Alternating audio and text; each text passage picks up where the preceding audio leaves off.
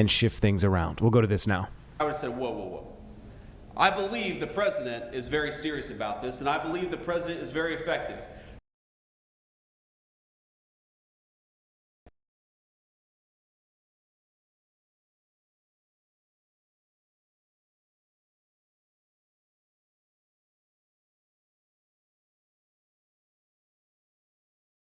That after 45 days of the Trump administration, we would have illegal border crossings down between 95 to 99%, I would have said, whoa, whoa, whoa. I believe the president is very serious about this, and I believe the president is very effective. But there is no way that we're going to have illegal border crossings down that much, and I'm happy to report that 1.5 months into the Trump administration, we had illegal border crossings down 99%. It was a radical success, and it happened very quickly.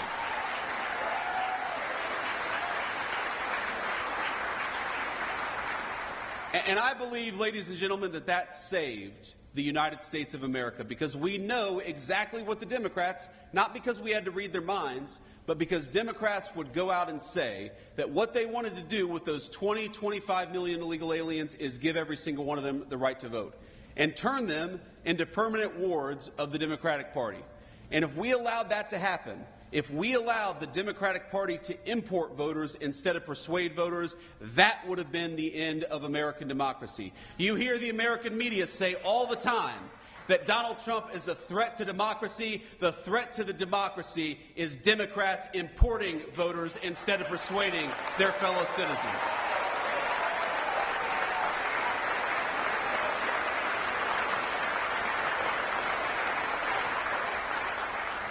And now we have largely solved that problem. If you look, for the first time in 50 years, we now have net negative illegal immigration. That means we're deporting more people that are coming in through illegal immigration. That is the biggest testament to a change in presidential leadership. And I was in the Senate when the Democrats were trying to say that the thing that we had to do was pass this ridiculous, massive new set of laws and new set of amnesties to get control of the American southern border. And as the president said at the State of the Union just a couple of months ago, it turns out you didn't need a big new law to secure the border. You just needed a new president of the United States.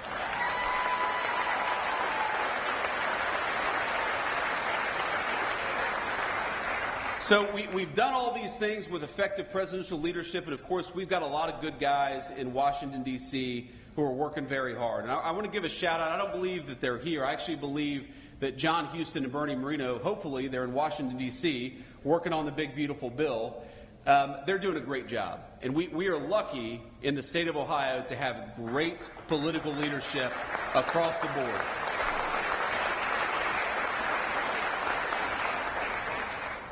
You know, Bernie, I remember talking to the president about Bernie Moreno's candidacy, and, you know, the president really, I mean, look, Sherrod was a tough candidate. Sherrod Brown was a tough candidate. He always did better than national Democrats, and the president himself was a little skeptical that anybody, and we had a lot of great candidates running in that race, the president was skeptical that anybody could beat Sherrod Brown. But I think what we showed him in the Ohio GOP is that while we had a reputation for a very long time as a purple state or even a blue state, thanks to the hard work of people, many of whom are in this room, I think Ohio is now solidly red. It's going to stay red for a very long time.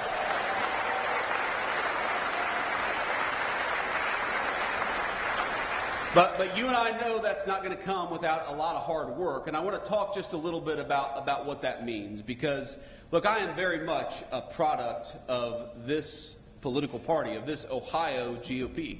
I would not be where I am without it. I believe, in fact, the first time that I've driven on 75, and I've got my Midi purple tie, Middletown Middies, our color's purple here. I wore it in honor of the Middletown Middies.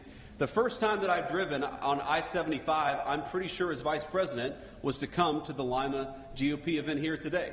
And I think about the number of times, thank you, Keith, the number of times that I've driven up and down Interstate 75 as a kid when I was working at a tile warehouse delivering tiles to Findlay, Ohio, or as a, there we go, or as a Senate candidate who was trying, showing up and speaking to groups of 12 people trying to earn votes. I think that what is so great about the Ohio GOP is that we really are strong top to bottom. We've got great candidates running for statewide office, but we've got I see a lot of young people here, many of whom are getting involved in politics for the very first time. And I got to tell you, I've lived a very blessed life in politics. The president, he always gives me a little crap about this. He says, JD, you came out of nowhere, you were a senator, and then all of a sudden you were the vice president of the United States. I don't think anybody has had that much success in politics except for me. That's what the president always said. I was like, thank you, sir. I guess I'm the second, he always calls me the second most upwardly mobile politician because he was the first. He came from no politics to president of the United States. So, but the thing is, you don't get people who run for political office without cultivating talent and cultivating the grassroots and actually encouraging people to get involved at every level of government. There's a lot of important stuff that we're working on at Washington, D.C., but there's a lot of cool stuff happening right here in Allen County, Ohio. There's a lot of important stuff that are happening at the State House. And frankly, a lot of the great political leaders of the future are going to learn from the political leaders of today at the Ohio State House or at the federal Capitol in Washington, D.C.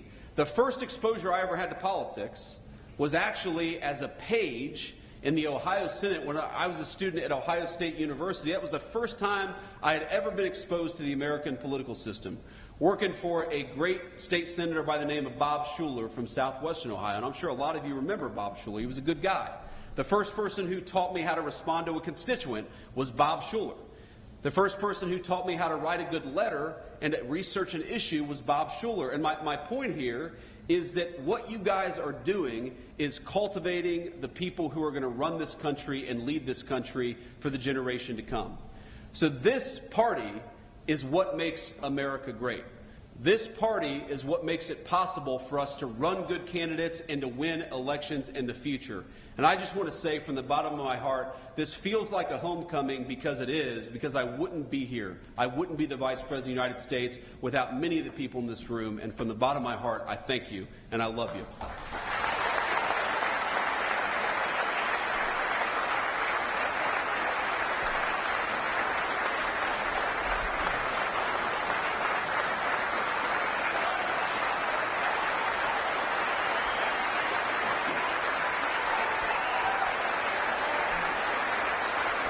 Well, thank you. I should quit while I'm ahead, honestly. I should just walk out the door now. I'm not going to do much better than that, I think. But that was another crazy thing that happened on January the 20th. Man. So I called the president on January the 18th, and I said, sir, I know the inauguration is very important, but let's be honest. The vice president is not the most important of the presidential inauguration. The president is. So would you be okay if I, put my hand on the Bible, took the oath of office, and then headed south to attend the national championship game as the Vice President of the United States? Because that's a very important, skip all the inaugural balls. Usha, who I think all of you have come to love as second lady, she's doing a great job, and I'm proud of her. I don't know, honestly, how much Usha really wants to wear high heels for 9 hours on that day anyway, so just let us go to the national championship game. The president was like, no, JD, I can't do that. You got to be there. But to walk you through that day, so we do the inauguration, and it's crazy. You're going from one event to the next. And I show up to the very first ball, which was the Commander-in-Chief's ball. And because I've got, you all, every single one of us here has been to a wedding on a Saturday during a very important Ohio State game. And we love the people who are getting married, but we're also like, why the hell did you have to have your wedding on an Ohio State game? And you've got the guy, who's sitting outside the bathroom on his phone or has got his iPad out. Every single one of us has been to a wedding like this. You all know what I'm talking about, okay? Well, I was that guy. Because every single one of my buddies was like, we're proud of you for becoming vice president, but could we get the hell out of here and watch this Ohio State game? So what we did is that we rented a conference room where they did the Commander-in-Chief's ball, and we actually, we had an open bar, we turned it into a big party, and we had the Ohio State game on. So I go in there, right, for like 20 minutes. It was the only 20 minutes that I kind of got to myself, and I, hung out with my buddies, and we watched Ohio State, and if you remember this game, Ohio State got a massive early lead over Notre Dame, right? The beginning of the game was very, very good. So I kind of started to relax a little bit. It's like, oh my God, I just got inaugurated vice president, and the Buckeyes are going to the national championship all on the same day. This is the best day of my life, right? It's not going to get much better than this. And then, we went to a couple balls, and then I think it was after the second ball, before the third ball, I was watching on the TV, and Notre Dame started to catch up a little bit. If you all watch this game, you remember Notre Dame started to catch up a little bit. And so I was like, you know what? I'm going to be late to the third ball, and I'm going to sit here and watch this game. Because if Ohio State loses, I'm going to hate myself forever for not having sat here and cheered on the team during these final moments. Of course, it all worked out. Ohio State won. They came to the White House. I don't know if you saw, I broke the damn trophy when they came to the White House. That was one of the most embarrassing moments of my life. I was hoping that, no, we didn't see that. We didn't see that, JD. No, all of you are laughing. Everybody saw it.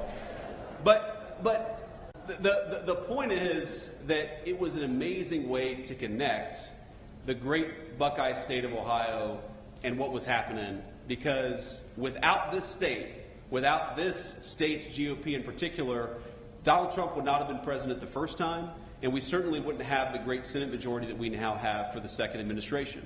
And the president, as you all know, he actually has a very deep affection for the state of Ohio, because he was the person who turned Ohio really from a purple state to a red state. I mean, all of you remember this. I mean, where is Bob out there? Is Bob Paduchik out there? There's Bob Paduchik. Give it up for Bob Paduchik.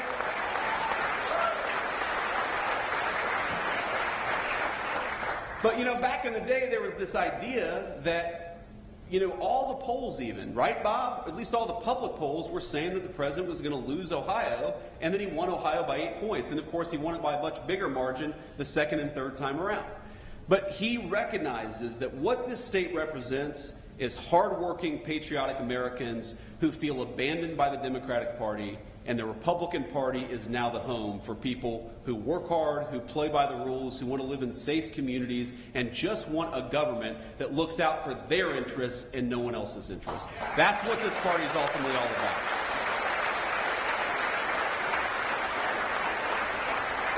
Because when I see that wage growth is the highest that it's been for working people in 60 years, working and middle-class people, the highest wage growth we've seen in this country for 60 years.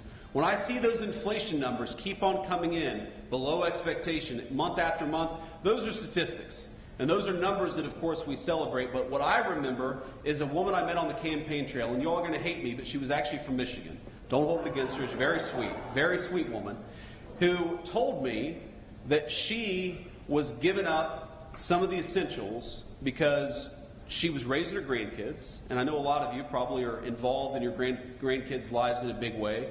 She was one of these grandparents whose daughter had lost her life to a fentanyl overdose. That fentanyl overdose brought in, of course, by the fentanyl poison brought in by the Mexican drug cartels. And she was talking about the ways in which, normally we'd like to have ground beef, but we're gonna cut back on ground beef and just, not go without this week. Or, normally I like to make them eggs in the morning, but we're just going to do toast in the morning because eggs are a little expensive.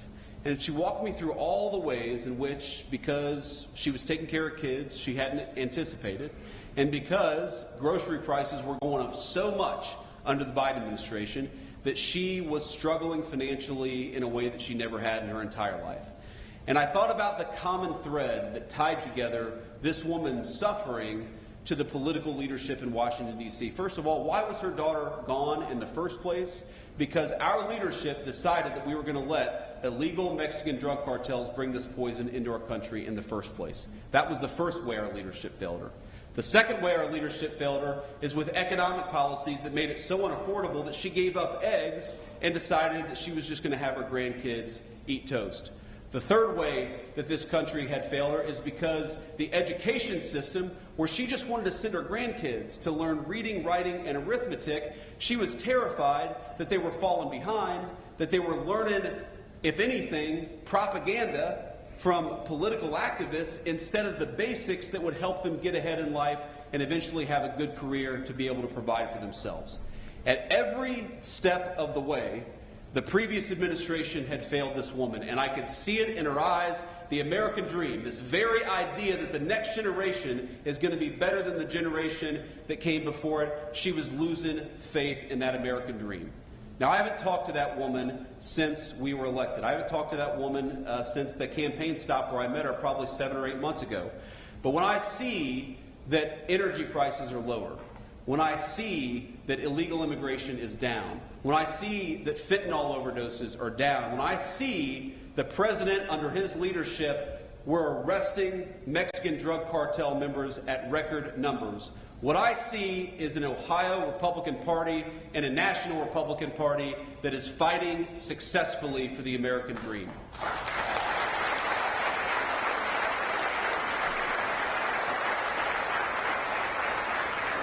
So what I'd ask all of you, when you're going out there and you're knocking on doors, when you're going out there and you're making phone calls, when you're contributing hard-earned money to political candidates, when you yourself are running, because I know it's not always easy to be a political candidate. Trust me, in Washington, D.C., they have this thing where I think it means we're number one in Washington, D.C., but all the pink-haired people throw up this sign, and I think, that means we're number one, right? I choose to take that as that symbol in Washington. But all kidding aside,